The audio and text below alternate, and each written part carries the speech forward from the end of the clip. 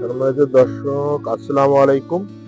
আপনারা দেখতে পাচ্ছেন যে মৌসুমী বৃষ্টির কারণে জমিতে যে ধান ছিল, ধানটা ভালোই ছিল, কিন্তু বৃষ্টি এবং হালকা বাতাসের কারণে ধানগুলো পড়ে গেছে।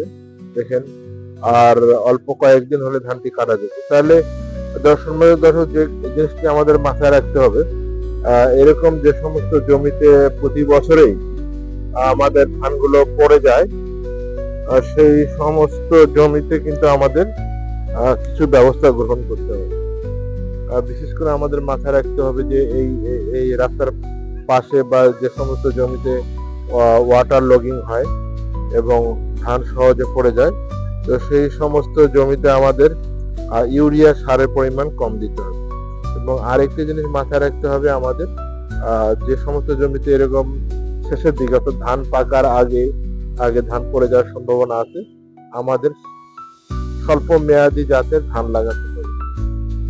আরেকটি যে কাজটা করতে হবে সেটা হলো যে ইউরিয়া সার এবং ডিএপি সারের পরিমাণ কম দিতে হবে।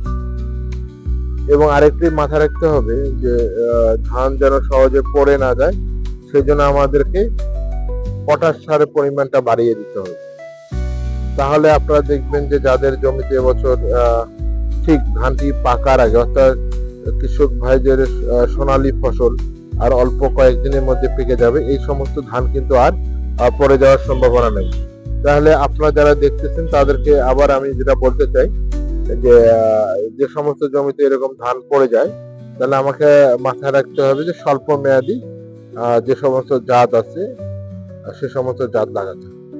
দ্বিতীয়ত হচ্ছে যে আমাকে দেখতে হবে যে এই জমিতে পানি বাহিরের ব্যবস্থা আছে কিনা, সেটা করে দিতে হবে। তৃতীয়ত হচ্ছে যে ডিএপি এবং ইউরিয়া সারের পরিমাণ কম দিতে হবে। ডিএপি এবং ইউরিয়া সারের পরিমাণটা আমাদেরকে যথাসম্ভব কম দিতে হবে, আর এমওপি সারের পরিমাণটা বাড়াইয়ে দিতে হবে। যদি আমরা এটা করে দিতে পারি, তাহলে কিন্তু আমাদের আগামী পরের বছর থেকে যারা বড় করবেন কিংবা এরপরে যারা আমন করবেন, তাদের কিন্তু এই ধান পড়ে যাওয়ার সম্ভাবনা কম আছে।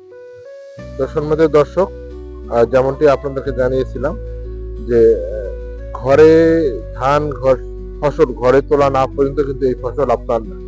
যতক্ষণ পর্যন্ত এই ফসল আপনি ঘরে তুলতে না পারতেছেন, ততক্ষণ পর্যন্ত এই ফসল আপনাকে মাথায় রাখতে হবে যে কৃষি কিন্তু সবসময় চ্যালেঞ্জ আছে, আবহাওয়ার উপর ডিপেন্ড করে। তাহলে আবহাওয়ার সঙ্গে খাপ খাওয়াই কিছু কাজ করতে হবে, যাতে যে কাজটি করলে আপনার জমির যেন ক্ষতিগ্রস্ত না হয়, সেই কাজটি অবশ্যই করতে হবে। জেনে শুনে বুঝে কিছু কাজটা করতে হবে। আর যদি আমরা সচরাচর কৃষি কাজ করি, তাহলে সেক্ষেত্রে আমাদের ক্ষতি হওয়ার সম্ভাবনা অনেকটা বেশি আছে। যেহেতু এই মৌসুমী আবহাওয়ায় অনেকেরই জমি এরকম নষ্ট হয়েছে, শুধু পঞ্চগড়ে না, বাংলাদেশে অনেক জায়গায় অনেক জেলায় এরকম জমিতে কিন্তু আমাদের ফসলের ক্ষতি হয়েছে। তো ফসলের ক্ষতি থেকে আমাদের পরিচালনার জন্য সচেষ্ট থাকতে হবে। আবহাওয়ার খবর আমাদেরকে সবসময় জানতে হবে। আবহাওয়া কখন বৃষ্টিপাত হওয়ার সম্ভাবনা আছে সে সম্পর্কে আমাদেরকে অবহিত থাকতে হবে।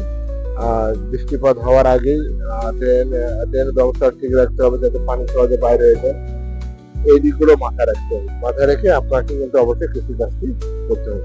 তো সম্মানিত দর্শক, কৃষি সারা বেলা ইউটিউব চ্যানেল, এর সঙ্গে আপনারা থাকবেন। নতুন নতুন তথ্য আমরা আপনাদেরকে দেওয়ার চেষ্টা করবো। ততক্ষণে ভালো থাকবেন। আল্লাহ হাফিজ। ধন্যবাদ সকলকে।